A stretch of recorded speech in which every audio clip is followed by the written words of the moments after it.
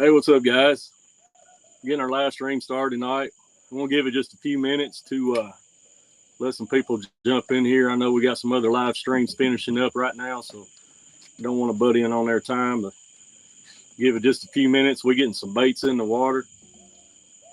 We'll tell you where we're at, who I'm with, and what we're doing tonight.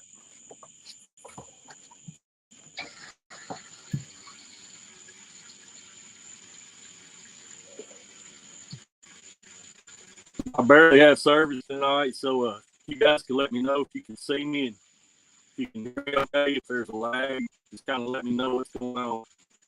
I think I only have my bar right here. So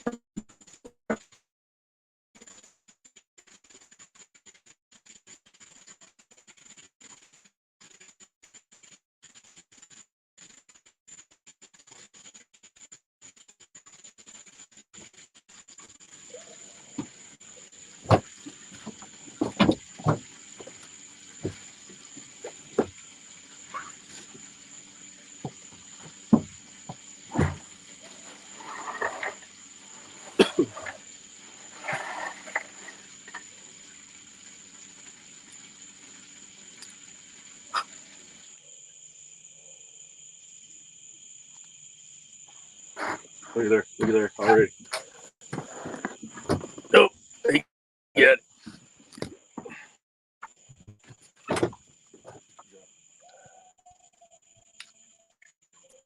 He just put the bait in the water. I mean, literally just put that bait in the water. That was one of the last rods we threw out, too. I'm surprised I didn't let it go. He may come back for it. He's there. Is he there? Yeah, that fish is there.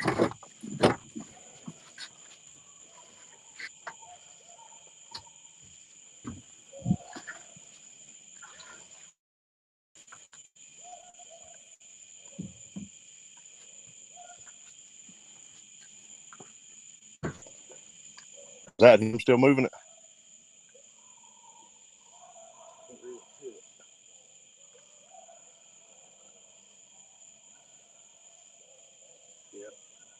Yeah, I'd fire him. I'd fire him up. Yes, sir. I'd dot his eyes. That's a way to start out a live stream, fellas. All right. Hooked up first 2 minutes. How about that?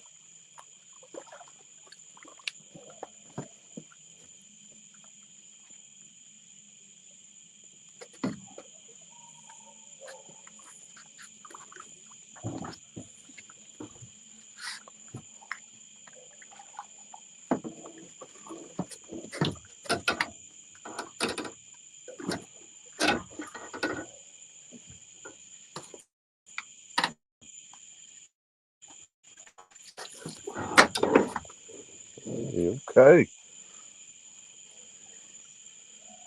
I didn't even cut the other camera on. I forgot about it. I meant to cut mine on up there too. That's all right. We got everything we need right here. Oh, Dale's hook got him. Yeah, We're gonna let go. You got on him. Yep, I got a set of Dale's pliers too.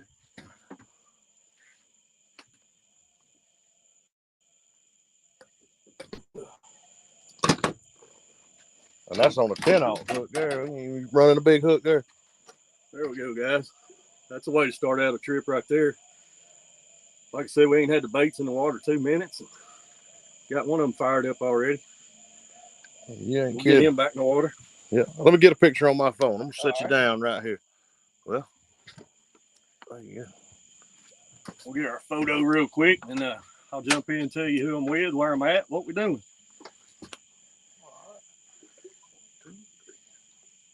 All right, got it. All right, guys, one last look at him there.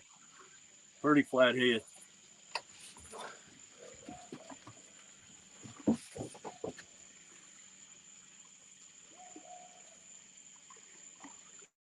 There we go. All right.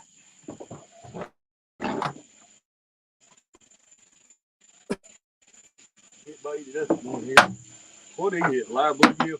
Yep, that's all we had at it so far on this spot. We ran 5 bluegill on all of them.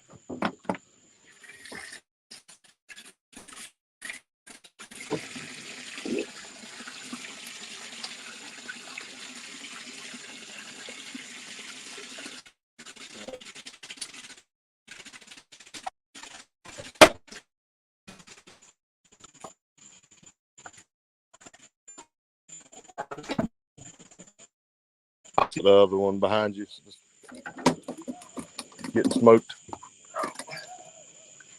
We're getting another hit already. Oh yeah. It's all right. I told him to be on number. It's on number 3 right there. I'm just gonna sit this right here for a minute. That'll work. I don't see him bumping it right at the moment, so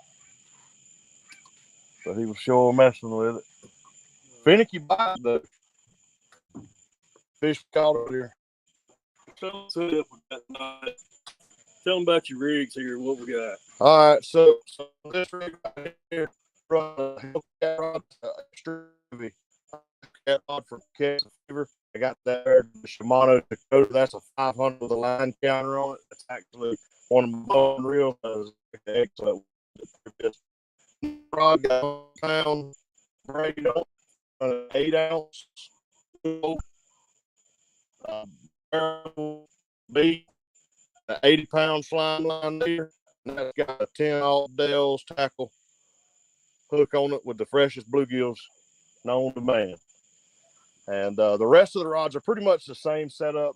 We're just running the traditional heavy action big cat fever rods out there. So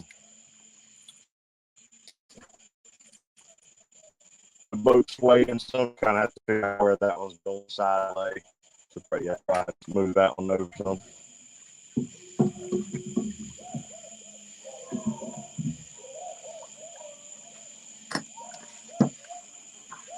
All right. See what we got in here. Catfishing. What's that? Got some other on here shortly. This week I am out of the state of Kentucky. You usually see me fishing for them blue cats up there, but I'm down here on family vacation. We decided to do something different this year. So I was looking for a catfishing trip, and we hooked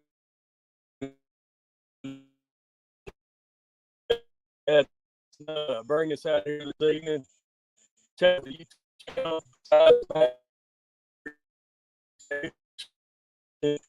about them more.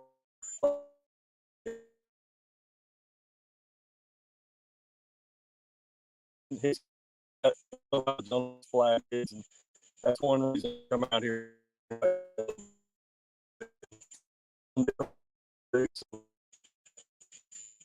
So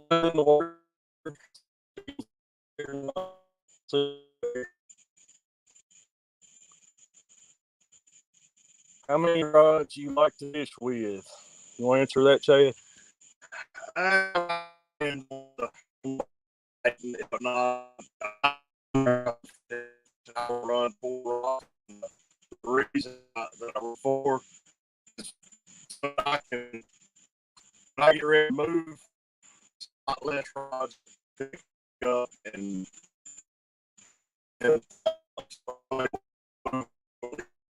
there. Got one going. It was number 4. One over. But yeah, so I like to run about 4 rods. We've got 5 out right now. Sometimes we'll run 6 or 8. But when I flathead, I like to. So that's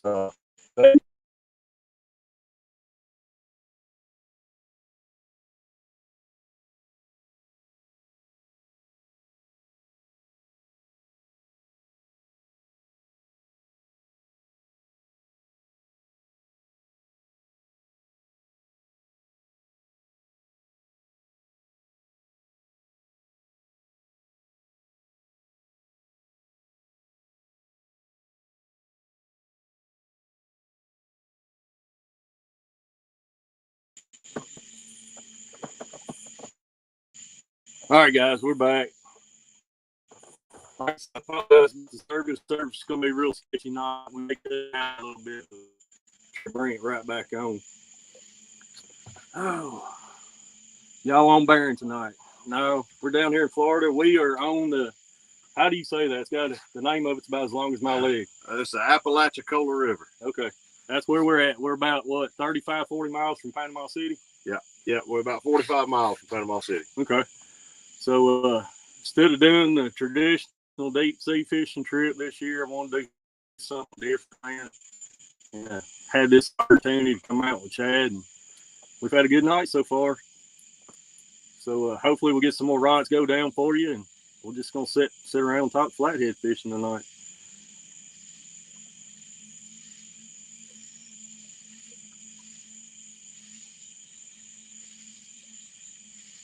Yeah, I'll piggyback off that a little bit. Right there. So I know from talking with Jeremy, the area that he typically fishes is a lake, minimal to no current. Structure is not quite like it is here. No. So what we're fishing is it's very similar to if you would picture the Mississippi River and shrink it down to 100 yards wide. Current flows through here enough. It takes an 8 or a 10 ounce weight to keep your bait on the bottom. So we got good solid current through here, but a normal amount of structure. And I fished all over the country and really have found that I have not personally fished another body of water that has this kind of structure in it. It's you actually here have to look for an area that you can get your bait to the bottom. Yeah, it's super thick. That's the first thing I noticed when I come out here.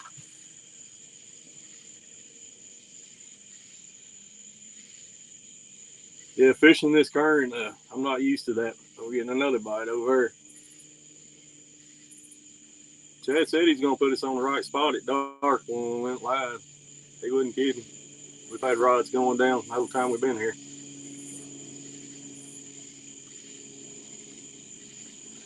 Yeah, and with fishing heavy current, you absolutely have to put up with boat sway.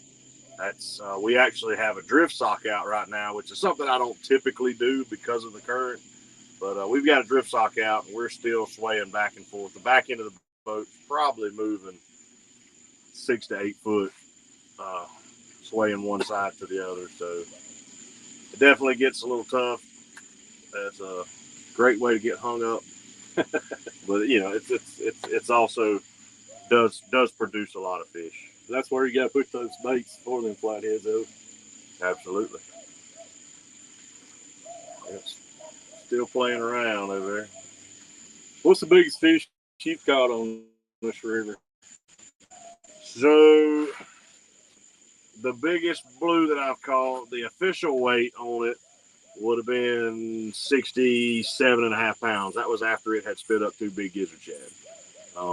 Would have been real close. Our state record is 69.5 pounds. So we have a relatively small state record. And when I first made that, over that, but I caught it on a Sunday morning at 2 a.m. It's pretty hard to get a biologist out to certify one at that time of night. And anyways, after 4 or 5 hours in the boat, that fish spit up a couple of gizzard shad. He went below it, and we went ahead and got rid of him and released him while it was still healthy. But so 67 pounds would be my biggest blue cat off this river. And I have caught a 54-pound flathead, which is my biggest flathead off of this river. That's a monster flathead right there. Especially when you get the battle of the elements as well. I didn't bring my glasses tonight, Chad. Can you help me out on some of these? I can't read it very good. Look right here. Let's check it out. All right. Have you used smaller channel catfish as live bait? Yes, I have.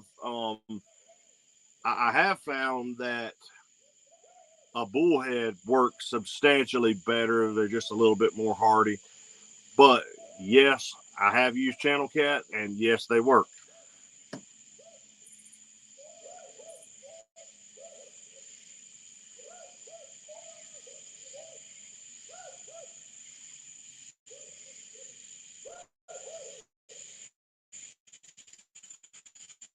I don't know. I mean, for the most part, in the area that I'm from here in Florida, bait fishing is always relatively easy. We struggled a little bit today and still got probably started the night with 50 in the tank, and didn't spend a whole lot of effort. I think I beat Jeremy to the boat ramp maybe about 30 minutes, and I had probably 30 in there by the time you got there, and that was fishing off the boat ramp. But typically here, live bait is the key, and if you've got live bait, you will catch flatheads. Do you catch more on your live bait than you do to cut bait, or is it just a confidence thing? No, it is.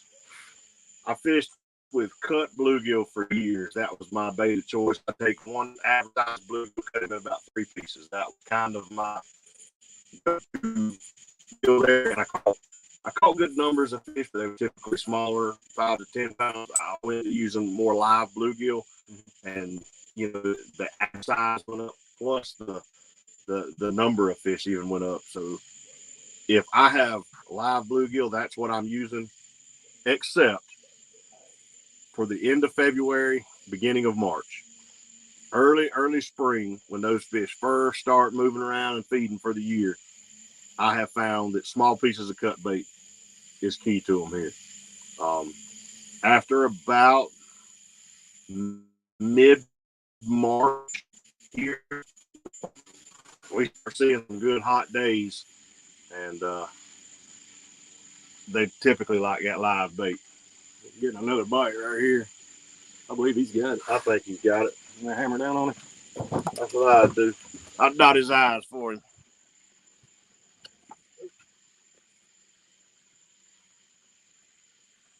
All right. I will say that I think that one is over a log. It probably wouldn't hurt now to go ahead and pull that one in. It's going to probably get hung on that log. But I would get it off that log, reel it in, and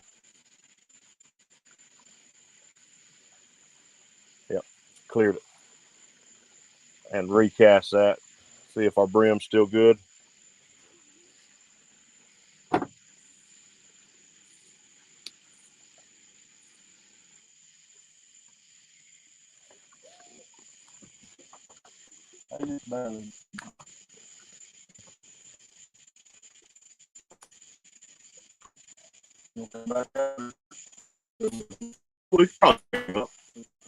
Fresh.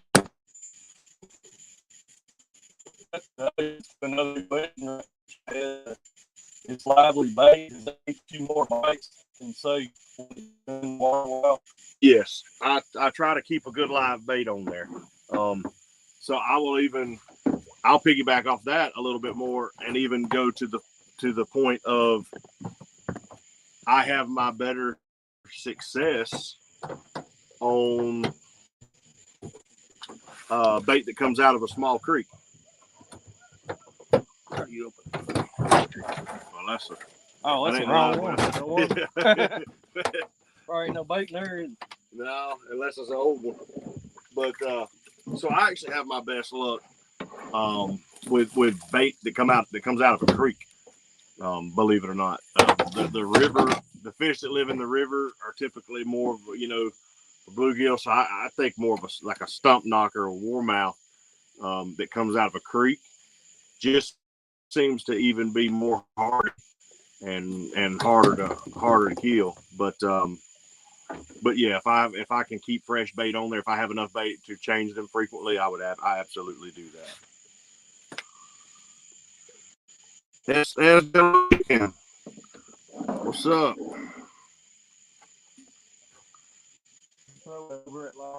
No, I threw it. I threw it.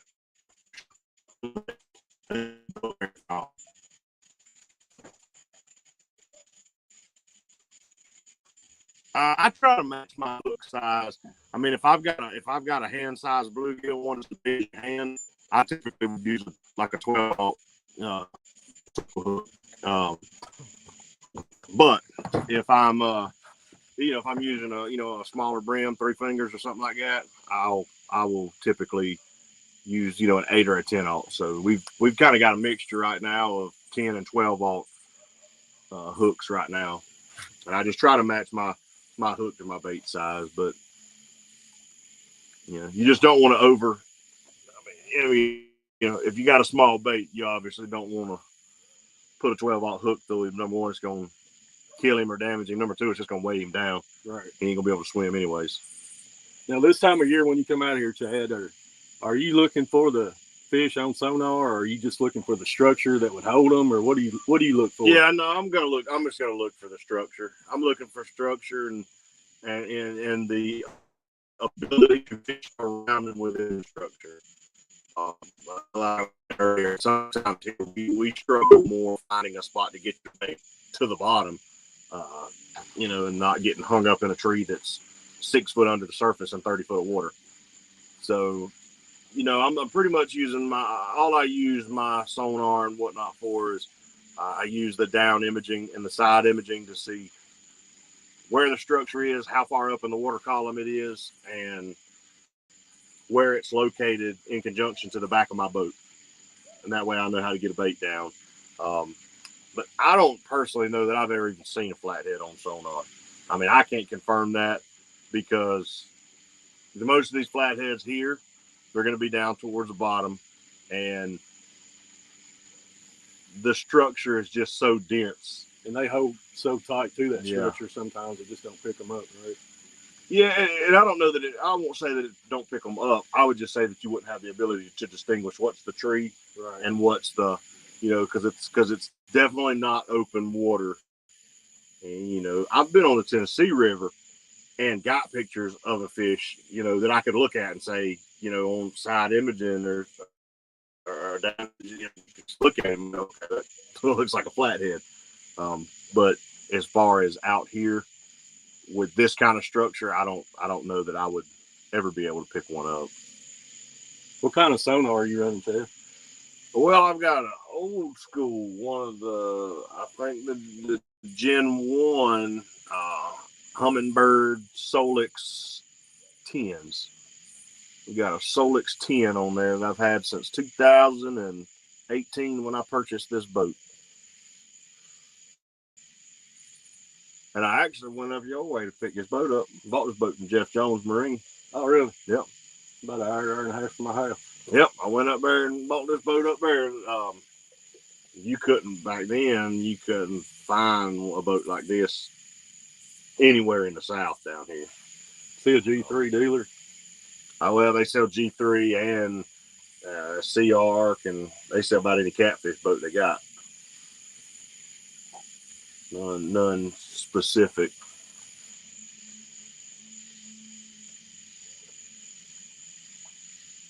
Looks fishy. That one kind of flatlined it. Yep. Yeah. Get another bite. Turn them around. We got a rod over here.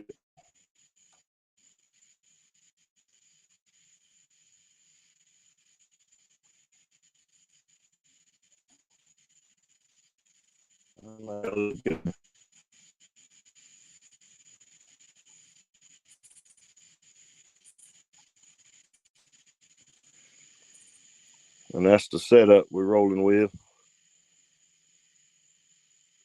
Yeah, I've got a custom rod rack that we built probably 6 or 7 years ago, and then we actually cut that rod rack down and made it a double rod rack. Put the 2 small verticals in it about a year and a half ago, and I really, really like that setup. But the only way in the rod rack top off of Smackdown catfishing rod holders. That was my next question. I run the Smackdown rod holders on my kayak, my pontoon, and my catfish boat, and I couldn't be more pleased with them. What's your experience with them? I love them. They've been a game changer for me. The rod holders that I used before these were a good rod holder, and I didn't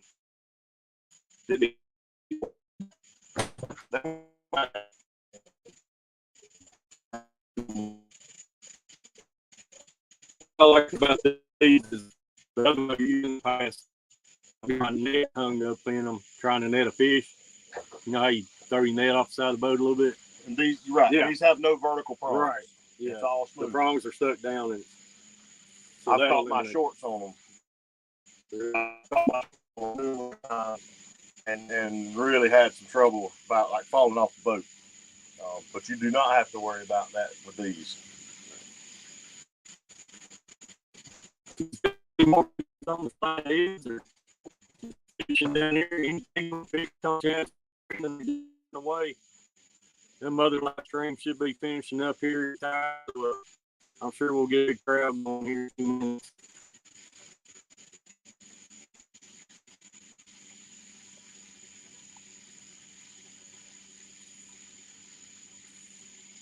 What's the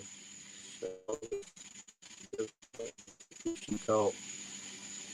Me, probably in the 6 to 8 foot range, somewhere right around there. I typically don't fish for flatheads. I think we got one. I can't tell if it's. Well, I couldn't tell what that thing's doing. It's just dragging across logs is what it's doing. Yeah. For me though, probably around that 6, 8 foot range right there, fishing the log jams stuff. River test. No, I've caught them. I've caught plenty of flatheads in 4 and 5 foot of water. We actually, kind of a funny thing, we were fishing a spot. This has probably been 7, 8 years ago. Me and one of my old tournament partners fishing a spot, and where we were fishing, we were sitting on a ledge, and on my side of the boat, it was like 3, 2, 3, 4 foot of water, and on his side of the boat, to 12, 15 foot of water. It led. There was a huge tree that was laid down kind of in the water at a 45-degree angle. The current, and it fell out straight. The current blew it around, and it was right up under the back end of the boat, and probably 4 foot of water. I could stick my rod down and touch the bottom. Now, we're in a pretty muddy river, but because we were there, the opportunity was bait right beside it, and we caught 10 fish that night off that one spot. And 6 of those fish come off the inside of the boat in 4 foot of water. So, right beside the boat, I got to get hit. David Kennedy says, "What's up? Fishing going good. We're just getting started for the night. Yeah, we boated, Chad boated a nice flathead right before we went live. And about the first 2 minutes of the live stream, we had a hookup. So we got 2 in the boat so far. It's just now getting good and dark, and we got some rods out there moving a little bit. May have some more fish interested here pretty quick. This outside one's getting hit right now. Yeah, I've been waiting to see that one slam. Let's turn them around in preparation because it's going. Now that's going way back here behind the boat. Tell you what I think that was. I think that was a gar had it picked up swimming a big circle with it.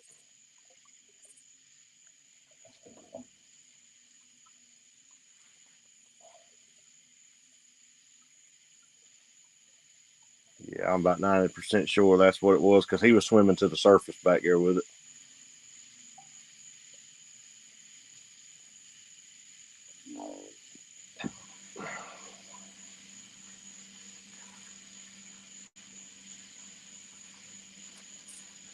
Now, I do think that hopefully we got enough service to here in a little bit. We'll probably unhook, reel these rods in, unhook, and bounce down one treetop. Should have enough service to be able to keep this live stream going.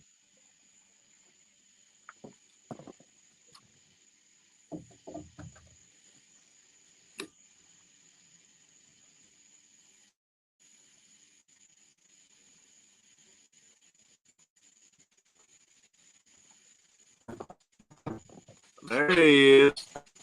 Apex Predator, Jeff. Look here. Right there, Jeff. Thanks. We're rocking an Apex Predator shirt tonight. Best shirts in the game. We are actually in Weewall. A handful of spots out there while it was daylight, and things was a little finicky there for a little while. Just wasn't biting, but it seems like it's now that the sun started to go down. I always say the night time is the right time. Seems like we're starting to get some pretty consistent action over here. You mentioned bumping down. Tell them exactly what we're doing when you talk about the bumping down.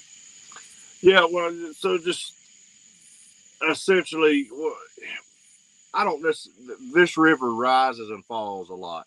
So the structure that you tie to today probably isn't going to be there tomorrow. It's either going to be underwater or above your head. That being said, with the water going up and down the way it is, it's hard to have a spot.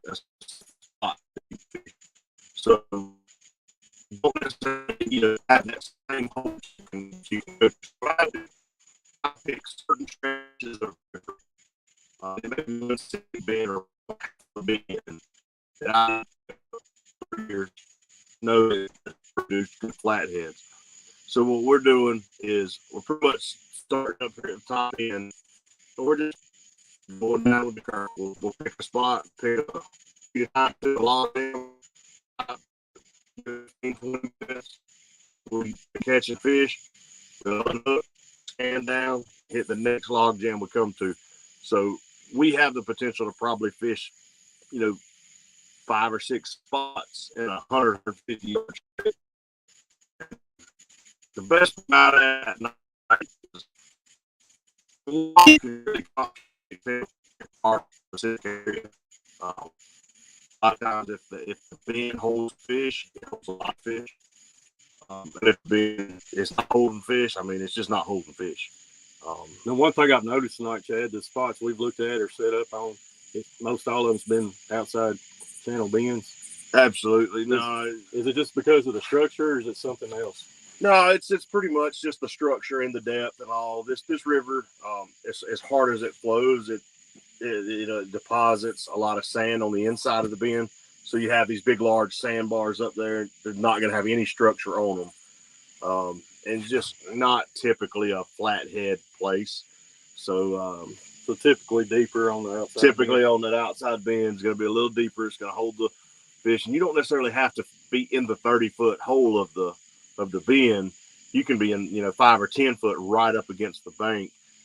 But I definitely think that outside bend is where you want to be, and depending on the conditions, you can be at the very top of the bend where the current's first hitting that bank and it's starting to drop off, or you could be on the very bottom end of it where it starts to come back up the hill and get back into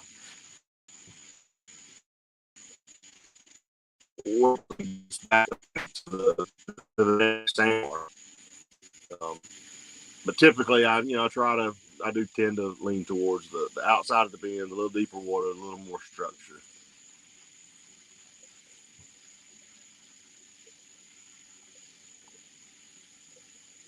Do you find that the flatheads, that your rod's closer to the bank, as later as it gets, the fish tend to go closer to the bank? Or? Yeah, I would, rule of thumb, what I mean? This is really something that I picked up from Lynn Flower here. We always said, fish near shore, you catch more. You fish in the middle, you catch little. It's pretty rare that the outside of the boat, and when I say the outside, I mean the side closest to the channel. For flatheads, outfishes the inside closer to the structure. Usually the opposite when you blue cat fishing. Right. It seems like those fish, on that channel more and not structure so much. But if I was setting up as a gambling man, I'm always going to put my money on rods closest to the bank. Catch many buckets, here. So the kind of thing about that is it's Flathead fishing. We'll pop one big blue. I think up against this truck. And I always tell myself that, you know, you come down here one day and it's really catfish in that area. Oh, like that's the theory. A little bit, you know, when I look at fish, I typically look more big current seams and big ledges, big drop offs, you know, and not necessarily just the structure and tight cover and depth that you would. So, outside here again. yeah.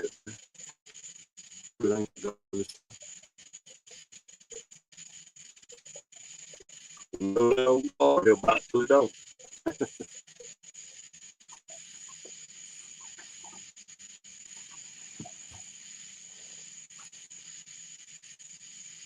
You said you guys don't have a lot of channel cats here.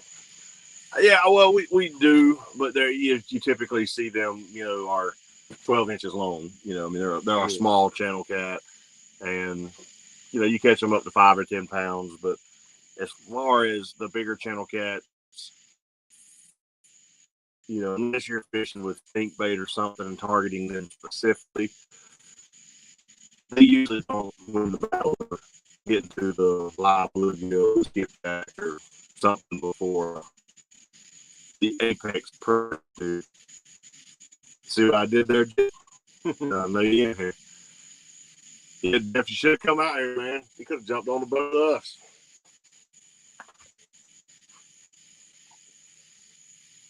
No, so we've been on this spot now for however long this live stream's been going on, and at this rate, you know, if we were not on the live stream, we would have been moved.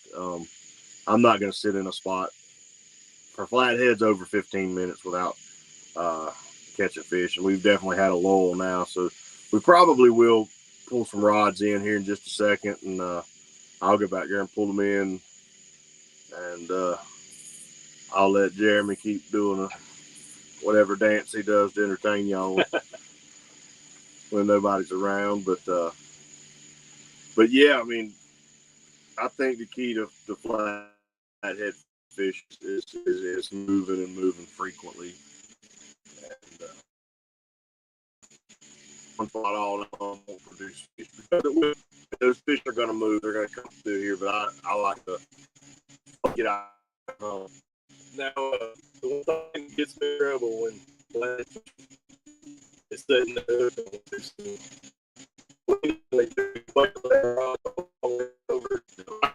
So I actually don't. If I'm trying to film a little bit longer, it's not a structure for fish. You typically don't have that. So typically what I do is if I see the fish and I see a couple of bumps and I think, okay, there's a fish down there and he's definitely interested in it, I immediately get up. I go ahead and take the rod out of the rod holder. I'm actually not a big fan of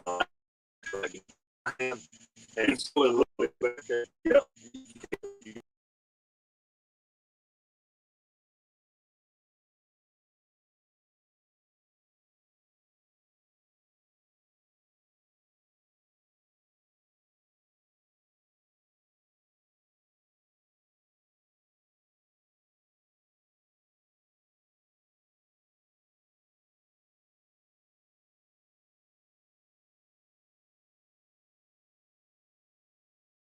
Yeah, sorry.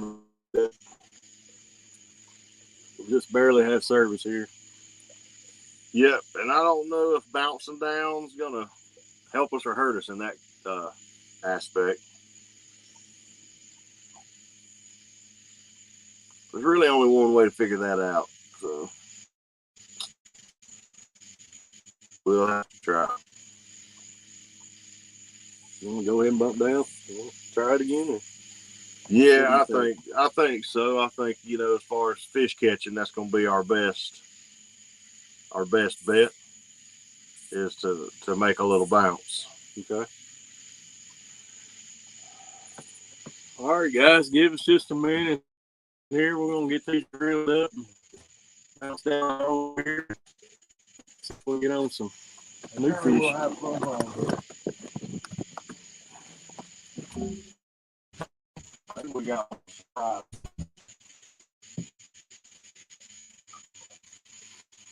you ever seen that rod? Anything? Which one? The one that had that tooth on it? No. I mean, I may have seen it ever so slightly bumped.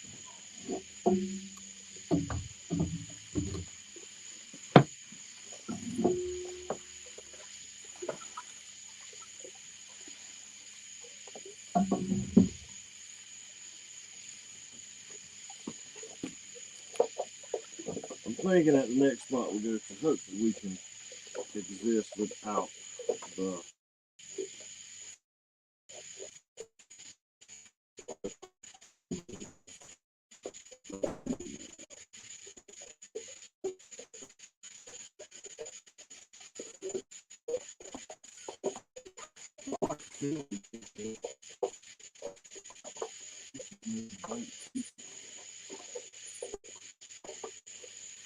Yeah,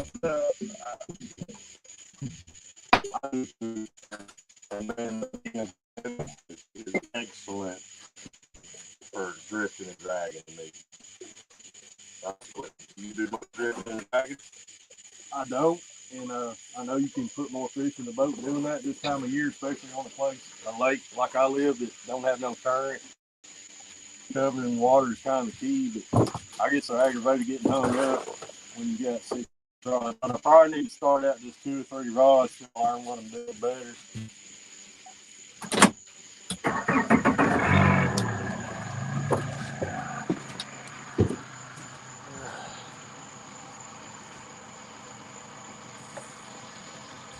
Getting the boat undone here.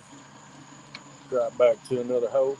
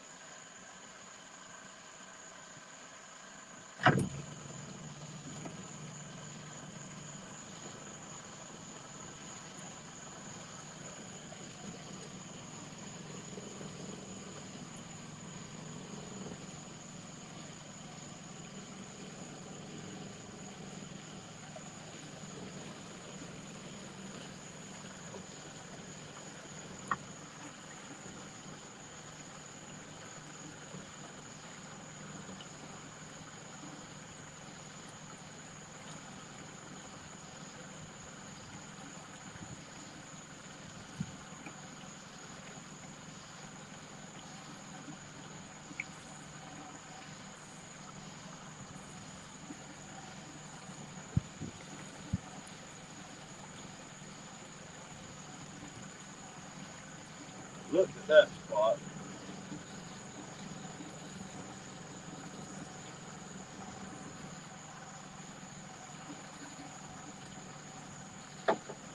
Got a couple spots we're looking at here, guys. Fixing to get tied back up. Get some baits back out in the water. I'm ready to catch another flathead. That's pretty fun. Yeah, you know, and I love the blue catfish. I like to catch a big blue cat. But catching a flathead out of this much structure and this much current, you know, I mean, you can feel him bumping, just hitting every log down there. And I mean, you know, sometimes it's pretty, it's pretty nerve wracking feeling that fish. What you don't feel is your line up against the tree. Right.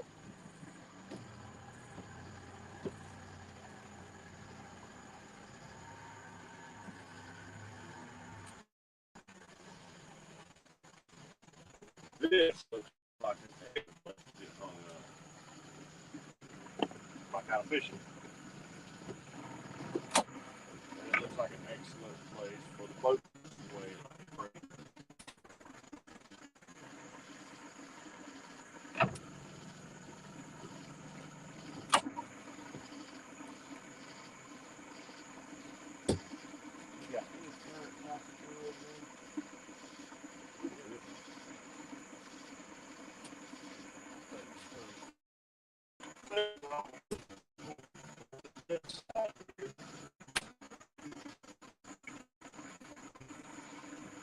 if you can get on in there pretty well.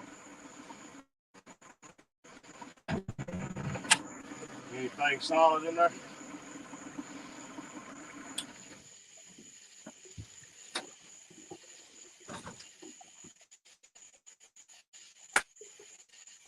Well, that looks good. Like I always say, it'll hold till it don't.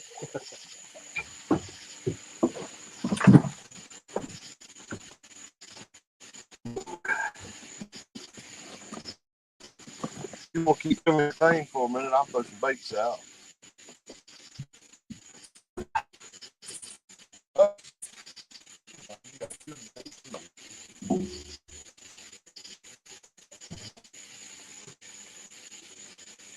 What's your guys' biggest flathead? Somebody leave me a comment in there while we're getting these baits set back up. First rod.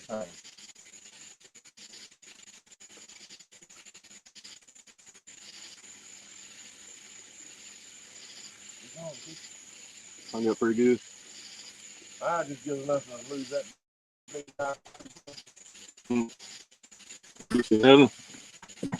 Yeah, I guess I did 4 miles.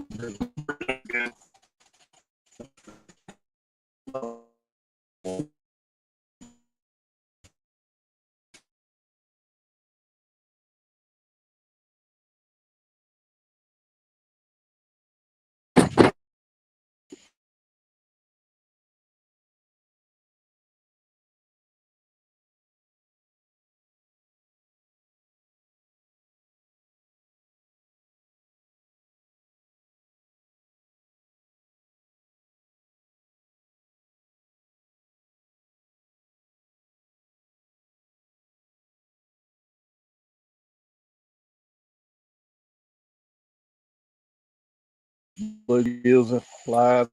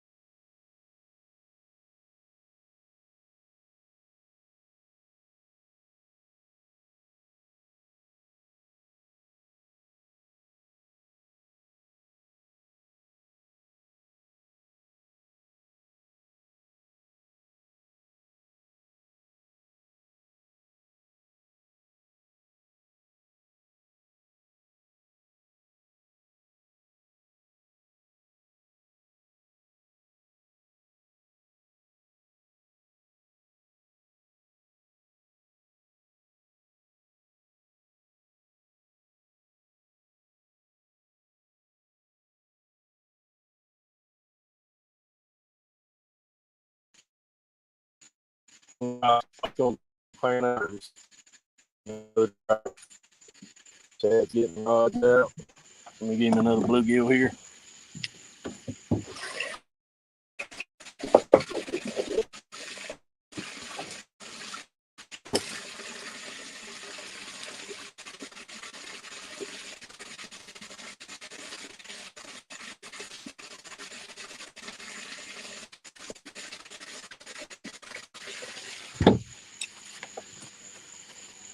That's why I got one in the net here. I want to show you the size. Yeah.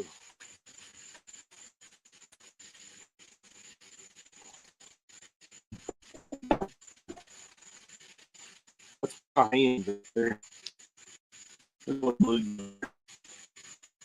Yeah, we'll go to the back and catch the big one.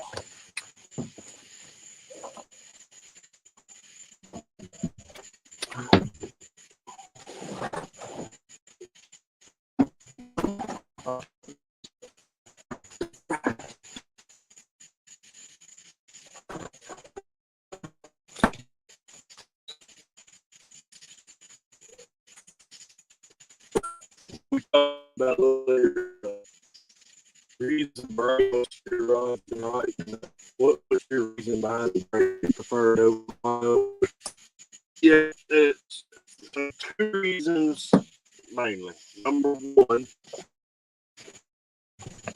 the argument that a lot of people make good is that a lot of people are lazy. Break does feel really break. Well, beat me up. It is not because I think it's great because when I get home it to 100-pound lead like that, and on the structures, I am your list because you do not catch it. And that means a lot to me because more, I'm not losing that down weight every time. I had been doing the same 8-ounce weight all year and never lose it. May lose 100 on that rig, never lose the weight.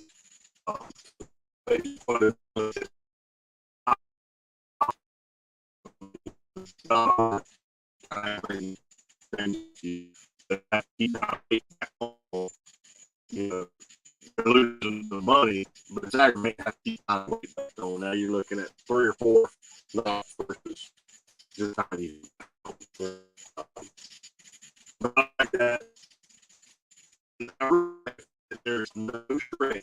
As soon as it's